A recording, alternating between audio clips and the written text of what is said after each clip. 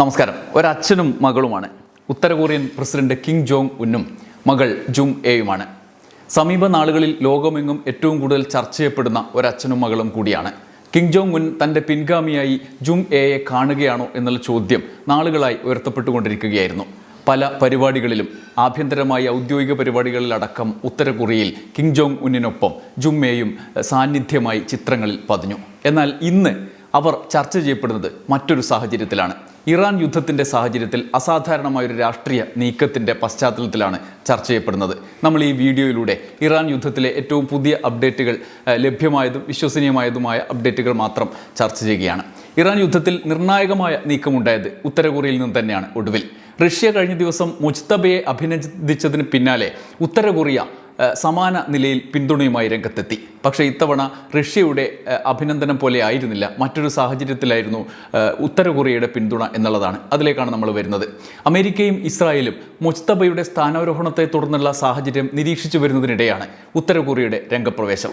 പുതിയ പരമോന്നത നേതാവിനെ തെരഞ്ഞെടുത്തതിനെ അംഗീകരിക്കുന്നു എന്ന് ഉത്തര കൊറിയ പ്രഖ്യാപിച്ചു. പരമോന്നത നേതാവിനെ തെരഞ്ഞെടുക്കാനുള്ള ഇറാനിയൻ ജനതയുടെ അവകാശങ്ങളെയും തെരഞ്ഞെടുപ്പിനെയും ബഹുമാനിക്കുന്നതായി ഉത്തര കൊറിയ വിദേശകാര്യ മന്ത്രാലയ വക്താവ് അറിയിച്ചതായി ഔദ്യോഗിക വാർത്താ ഏജൻസിയായ KCNA ഉദ്ധരിച്ച് മാധ്യമങ്ങൾ റിപ്പോർട്ട് ചെയ്തു. ഒപ്പം ഇറാനെതിരെ US-ഉം ഇസ്രായേലും നടത്തുന്ന ആക്രമണങ്ങളെ കുറ്റപ്പെടുത്തുകയും ചെയ്തു എന്നതാണ് ശ്രദ്ധേയമായ കാര്യം. അമേരിക്കയും ഇസ്രായേലും മേഖലയിലെ സമാധാനവും സുരക്ഷയും നശിപ്പിക്കുകയാണ്.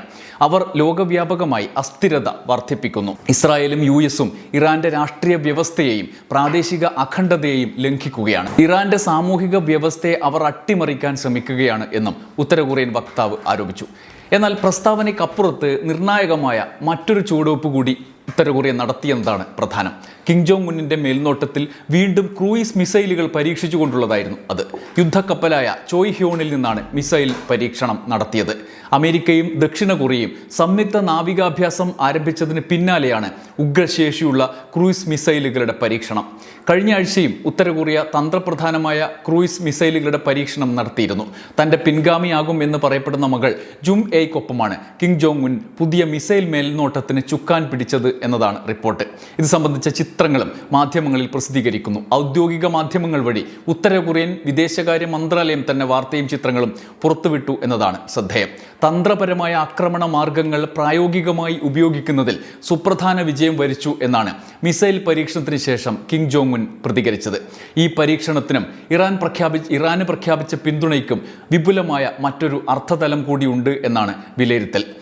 ഡൊണാൾഡ് ട്രംപ് ലോകത്തിൽ പ്രധാന ശത്രുക്കളായി കരുതുന്ന 3 രാഷ്ട്രങ്ങളിൽ 2 രാഷ്ട്രത്തലവന്മാരെ കൈകാര്യം ചെയ്ത് കഴിഞ്ഞു. ഒന്ന് വെനസ്വേലൻ പ്രസിഡന്റ് നിക്കോളാസ് മഡുറോയെ തട്ടിക്കൊണ്ടുപോയി.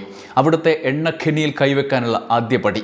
മഡുറോ അമേരിക്കയിൽ വിചാരണയിലാണ് എന്നതാണ് ഇപ്പോഴുള്ള റിപ്പോർട്ടുകൾ. അതേസമയം വെനസ്വേലയിൽ ഇതുവരെ കടന്നു കയറാൻ കഴിഞ്ഞിട്ടും ഇല്ല. ഭരണത്തലവനെ തട്ടിക്കൊണ്ടുപോയതല്ലാതെ ഭരണകൂടത്തിൽ ആധിപത്യം നേടാൻ കഴിഞ്ഞിട്ടില്ല.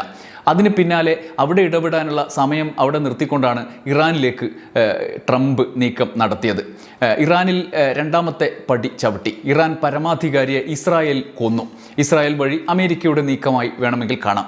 അവിടെ യുദ്ധം തുടരുന്നു. ഇതുവരെ രാജ്യത്ത് ഇറാനിൽ സ്വാധീനം നേടാൻ അമേരിക്കയ്ക്കും ഇസ്രായേലിനും കഴിഞ്ഞിട്ടില്ല. മൂന്നാമത്തെ നേതാവ് കിം ജോങ് ഉൻ, രാജ്യം ഉത്തര കൊറിയ. ട്രംപിൻ്റെ അടുത്ത ഉന്നം നേരത്തെ പ്രഖ്യാപിക്കപ്പെട്ടതുപോലെ ക്യൂബയായിരിക്കുമോ അതോ ഇപ്പോഴും ഭീഷണിയായി തുടരുന്ന ഉത്തര കൊറിയ ആയിരിക്കുമോ എന്ന ആശങ്ക, ചർച്ച ഒക്കെ ലോകത്ത് ഉയരുന്നുണ്ട്. ഈ ഘട്ടത്തിലാണ് ദക്ഷിണ കൊറിയയിൽ അവരുമായി ചേർന്ന് തിങ്കളാഴ്ച അമേരിക്ക സൈനികാഭ്യാസം അടുത്തതായി ആരംഭിച്ചത്. ഉത്തര കൊറിയയ്ക്കുള്ള മുന്നറിയിപ്പായിട്ടാണ് അത് കരുതപ്പെടുന്നത്. എന്നാൽ അതിനെ ഭയക്കുന്നില്ല എന്ന പ്രഖ്യാപനമാണ് കിം ജോങ് ഉൻ നേരിട്ട് മേൽനോട്ടം വഹിച്ചുകൊണ്ടുള്ള വമ്പൻ ആയുധ പരീക്ഷണത്തിലൂടെ നമുക്ക് മനസ്സിലാവുന്നത്. കഴിഞ്ഞയാഴ്ചയും ഈ ആഴ്ചയും അതുതന്നെയാണ് കണ്ടുകൊണ്ടിരിക്കുന്നത്. മാത്രമല്ല, ഏതിടത്തേക്കും കയറിച്ചെന്ന് ആക്രമിക്കാനും തന്ത്രപരമായ ആക്രമണം ആസൂത്രണം ചെയ്ത് നടപ്പാക്കാനും സുരക്ഷിതമായി അത് അപ്ലൈ ചെയ്യാനും കഴിയും എന്ന കിമ്മിൻ്റെ പ്രഖ്യാപനം കൂടി ഇതിനോട് ചേർത്ത് വായിക്കണം.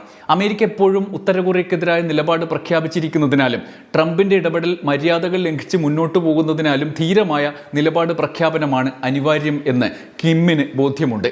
അതുകൊണ്ടുകൂടിയാണ് ഇത്തരമൊരു പരീക്ഷണവും പ്രസ്താവനയും.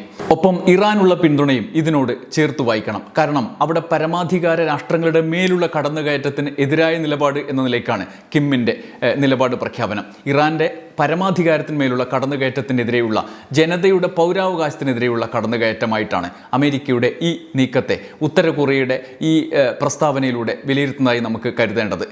അത് ഉത്തര കൊറിയയുടെ കൂടി സുരക്ഷിതത്വം അല്ലെങ്കിൽ ഉത്തര കൊറിയയ്ക്ക് മേൽ ഭാവിയിൽ വരാനിടയുണ്ട് എന്ന് വിലയിരുത്തപ്പെടുന്നതിനെതിരായ പ്രസ്താവന കൂടിയായിട്ട് വേണം വായിക്കാൻ. പരമാധികാരത്തിന്മേൽ കടന്നുകയറ്റമുണ്ടായാൽ അനുവദിച്ചു കൊടുക്കില്ല എന്നാണ് കിമ്മിൻ്റെ പ്രസ്താവനയുടെ അന്തരാർത്ഥം.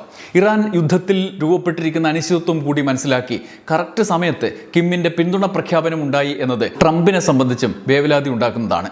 മാത്രമല്ല, മകൾ ജും എയെ പിൻഗാമിയായി അവരോധിക്കാനുള്ള നീക്കങ്ങൾ കിം ജോങ് ഉൻ ആരംഭിച്ചതായാണ് ദക്ഷിണ കൊറിയൻ ചാരസംഘടനകളുടെ കണ്ടെത്തൽ. ഇതിൻ്റെ ഭാഗമായി കിമ്മിനൊപ്പം കൗമാരപ്രായക്കാരിയായ മകളും ആയുധ പരീക്ഷണത്തിലടക്കം സാന്നിധ്യം അറിയിക്കുന്നത് ആ നിലയിലാണ് വിലയിരുത്തപ്പെടുന്നത്. ഔദ്യോഗിക പരിപാടികളിൽ മകൾ സ്ഥിരം സാന്നിധ്യമാണ് എന്നും ദക്ഷിണ കൊറിയൻ ചാരസംഘടനകളെ ഉദ്ധരിച്ച് US മാധ്യമങ്ങൾ റിപ്പോർട്ട് ചെയ്യുന്നുണ്ട്. എന്തായാലും റഷ്യക്ക് പിന്നാലെ കിമ്മിൻ്റെ വരവ് കൂടിയായതോടെ ഇറാൻ യുദ്ധത്തിലെ പ്രതിരോധം US-നെയും ഇസ്രായേലിനെയും ആശങ്കപ്പെടുത്തുന്ന നിലയിലേക്ക് കടന്നു. ഇറാൻ യുദ്ധം അന്താരാഷ്ട്ര ശക്തികളാൽ ചോദ്യം ചെയ്യപ്പെടുകയാണ് എന്നത് ചില്ലറ കാര്യമല്ല. ഫ്രാൻസും കടുത്ത എതിർനിലപാടുമായി രംഗത്തുണ്ട്. ഈ അനിശ്ചിതത്വം ഉടൻ ലോകരാജ്യങ്ങളിൽ പലതിനെയും ബാധിച്ചേക്കാം. ഹോർമൂസ് കടലിടുക്കിൽ ഇന്ധനക്കടത്ത് അനിശ്ചിതത്വത്തിലായതോടെ പ്രതിസന്ധി ലോകത്തെ അടുക്കളകളിലേക്ക് കൂടി ബാധിക്കുകയാണ്. നേരിട്ട് യുദ്ധത്തിൽ പങ്കെടുക്കാത്ത രാജ്യങ്ങളിൽ പോലും യുദ്ധം ബാധിച്ചു തുടങ്ങി എന്നർത്ഥം. ഇന്ത്യ അടക്കമുള്ള രാജ്യങ്ങളിൽ ഇപ്പോഴും അനിശ്ചിതത്വമുണ്ട്. ഇന്ധനവുമായി ബന്ധപ്പെട്ട ഇന്ധനക്ഷാമത്തെക്കുറിച്ചുള്ള ആശങ്കകൾ പടരുന്നുണ്ട്.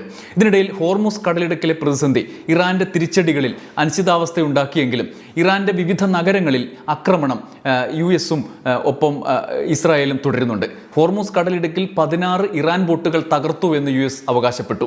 എന്നാൽ US ഇസ്രായേൽ സൈന്യത്തിന് കനത്ത ആഘാതമേകി ഇറാൻ ടെല്ലവീവിലും ജെറൂസലേമിലും മിസൈൽ തിരിച്ചാക്രമണം നടത്തി. നിരവധി പേർക്ക് പരിക്കേറ്റു എന്ന് ഇസ്രായേലി മാധ്യമങ്ങൾ റിപ്പോർട്ട് ചെയ്യുന്നു. എന്നാൽ ഇറാന്റെ മിസൈൽ ആക്രമണത്തിൽ ഭൂരിഭാഗവും പ്രതിരോധിച്ചു എന്ന് ഇസ്രായേൽ അറിയിക്കുന്നു. ഇതേസമയം സൗദി, ബഹ്റൈൻ ഉൾപ്പെടെയുള്ള ഗൾഫ് നഗരങ്ങളിലും ആക്രമണമുണ്ടായതായി റിപ്പോർട്ടുകളുണ്ട്. ഹോർമൂസ് കടലിടുക്കിൽ 3 കപ്പലുകൾക്ക് നേരെ ആക്രമണം ഉണ്ടായി. ഇന്ത്യയിലേക്ക് വരികയായിരുന്ന തായ് ചരക്ക് കപ്പലിന് നേരെയും ആക്രമണം ഉണ്ടായി. കപ്പലിന് തീപിടിച്ചു. യുദ്ധം തുടരുന്ന സാഹചര്യത്തിൽ ഇറാൻ ഹോർമൂസ് കടലിടുക്കിൽ നിയന്ത്രണം ഏർപ്പെടുത്തിയിരിക്കുന്ന അവസ്ഥയിലാണ്.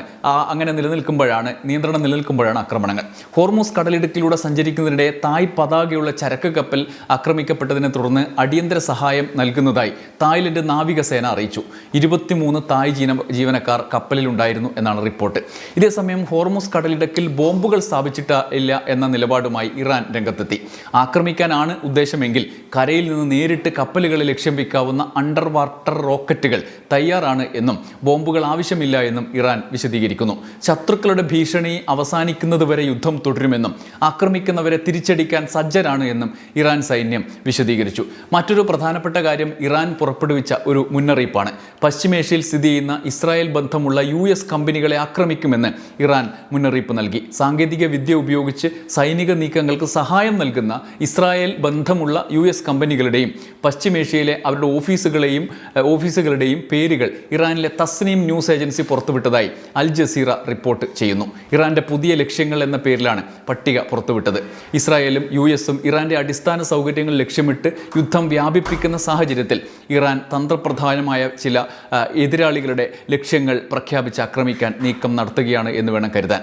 ഇതോടെ GCC രാജ്യങ്ങൾക്ക് പുറത്തേക്കും ആശങ്ക പരക്കുകയാണ്. സംഘർഷം രൂക്ഷമാകുകയും ഇസ്രായേലിൽ ഇറാൻ നിരന്തരം തിരിച്ചടികൾ ശക്തിപ്പെടുത്തുകയും ചെയ്ത സാഹചര്യത്തിൽ ടെല്ലവീവ് അടക്കം ആക്രമണ സാധ്യതകളുള്ള ഇടങ്ങളിലെ എംബസികൾ പൂട്ടാൻ ഓസ്ട്രേലിയ തീരുമാനിച്ചു. അബുദാബി, ടെല്ലവീവ് എംബസികളും ദുബായിലെ കോൺസുലേറ്റും പൂട്ടുകയാണ് എന്ന് ഓസ്ട്രേലിയൻ വിദേശകാര്യമന്ത്രി പെനി വോങ്ങിനെ ഉദ്ധരിച്ച് മാധ്യമങ്ങൾ റിപ്പോർട്ട് ചെയ്തു. ഓസ്ട്രേലിയൻ എംബസികളും കോൺസുലേറ്റുകളും സ്ഥിതി ചെയ്യുന്ന 9 നഗരങ്ങളിൽ മിസൈൽ, ഡ്രോൺ ആക്രമണങ്ങൾ ഉണ്ടായിട്ടുണ്ട്. ഇറാന്റെ ആക്രമണങ്ങൾ മുമ്പെങ്ങുമില്ലാത്ത രീതിയിൽ തുടരുകയാണ് എന്നും സംഘർഷം വർദ്ധിക്കാൻ സാധ്യതയുണ്ട് എന്നും അവർ ഓസ്ട്രേലിയൻ പാർലമെന്റിൽ പറഞ്ഞു. ചുരുക്കത്തിൽ ഇറാൻ യുദ്ധത്തിന്റെ ആശങ്ക ലോകമെങ്ങും വ്യാപിക്കുകയാണ്. ആക്രമണത്തിന്റെ തുടക്കത്തിൽ ട്രംപ് പ്രഖ്യാപിച്ചതുപോലെയുള്ള ആവേശ സാഹചര്യമല്ല ഇപ്പോൾ. യൂറോപ്യൻ രാജ്യങ്ങളിലടക്കം പ്രതിസന്ധി രൂപപ്പെടുന്നു. പശ്ചിമേഷ്യ ആശങ്കയുടെ പീക്കിൽ നിൽക്കുകയാണ്. അമേരിക്കയിൽ തന്നെ ട്രംപിന് ആഭ്യന്തര എതിർപ്പുകൾ വർദ്ധിക്കുന്നു. ഈ സാഹചര്യത്തിൽ ഇറാൻ കനപ്പെട്ട ആക്രമണങ്ങൾ തിരിച്ചു നടത്തുകയും ചെയ്യുന്നു. യുദ്ധം അവസാനിപ്പിക്കണമെന്നാവശ്യപ്പെട്ട് അമേരിക്കയുടെ സുരക്ഷിതത്വത്തിൽ ഇതുവരെ വിശ്വസിച്ചിരുന്ന UAE തന്നെ നേരിട്ട് UN-ൽ രംഗപ്രവേശം ചെയ്തു. കഴിഞ്ഞ ദിവസം അത് നമ്മൾ വിശദമായി ചർച്ച ചെയ്തു. US-ലും ട്രംപിലും വിശ്വാസ്യത നഷ്ടമുണ്ടായി എന്ന വിലയിരുത്തൽ വരുന്നു. ഇസ്രായേൽ ആരംഭിച്ച യുദ്ധം തീർക്കേണ്ടത് ഇപ്പോൾ ട്രംപിൻ്റെ ഉത്തരവാദിത്തമായി തീർന്നു. വളരെ വേഗം പൂർണ്ണ യുദ്ധത്തിൽ നിന്ന് പിൻവാങ്ങുക എളുപ്പമല്ല. ഭൗമരാഷ്ട്രീയം ആകെ അതേസമയം മാറിമറിയുകയും ചെയ്യുന്നു. ഇറാൻ ആക്രമണത്തിന് മുമ്പുണ്ടായിരുന്ന സ്ഥിതി മാറുകയാണ്. യുക്രൈൻ യുദ്ധം തീർപ്പാക്കുന്നതിന് ട്രംപ് മുന്നോട്ട് വെച്ച സമാധാന കരാറിലേക്ക് റഷ്യ ഭേദഗതികളോടെ അടുക്കുമ്പോഴായിരുന്നു സ്ഥിതിഗതികൾ മാറിമറിഞ്ഞത്. ഇപ്പോൾ ഇറാന്റെ പേരിൽ റഷ്യ അകന്നു പോവുകയാണ്, അനിഷ്ടം പ്രകടിപ്പിച്ചു. പരമാധികാരത്തെ ബഹുമാനിക്കേണ്ടതിനെക്കുറിച്ച് പുടിൻ തന്നെ നിലപാട് പറഞ്ഞു. പിന്നാലെ ഉത്തര കൊറിയ രണ്ടും കൽപ്പിച്ചുള്ള രംഗപ്രവേശം നടത്തി. സൈനിക ശക്തിയുടെ ഉദ്ഘോഷണത്തിനൊപ്പം ഇറാന് പിന്തുണ പ്രഖ്യാപിക്കുന്ന കിം ജോങ് ഉന്നിൻ്റെ വരവ് കൂടിയായതോടെ ഇറാൻ യുദ്ധം ഭൗമരാഷ്ട്രീയ സാഹചര്യം തന്നെ മാറ്റിമറിക്കുന്ന മട്ടിൽ ആക്കുകയാണ്. പെട്ടെന്ന് പുനഃസ്ഥാപിക്കാൻ കഴിയാത്ത വിധം രാജ്യങ്ങളുടെ ഐക്യത്തിൽ വിള്ളലുണ്ടാക്കും വിധത്തിലേക്കാണ് ഭാവി നീങ്ങുന്നത്. അപ്പുറത്ത് ഫ്രാൻസ് അടക്കമുള്ള രാജ്യങ്ങൾ, യൂറോപ്യൻ രാജ്യങ്ങളിൽ ഈ അസ്വസ്ഥത പടരുന്നു. എന്താണ് നടക്കുക എന്ന് കാത്തിരുന്ന് കാണാം. യുദ്ധം ഉടൻ ഈ അസ്വസ്ഥതയുടെ തുടർച്ചയായിട്ടെങ്കിലും അവസാനിക്കും എന്ന ശുഭപ്രതീക്ഷ നമുക്ക് കാത്തുസൂക്ഷിക്കാം. നന്ദി, നമസ്കാരം.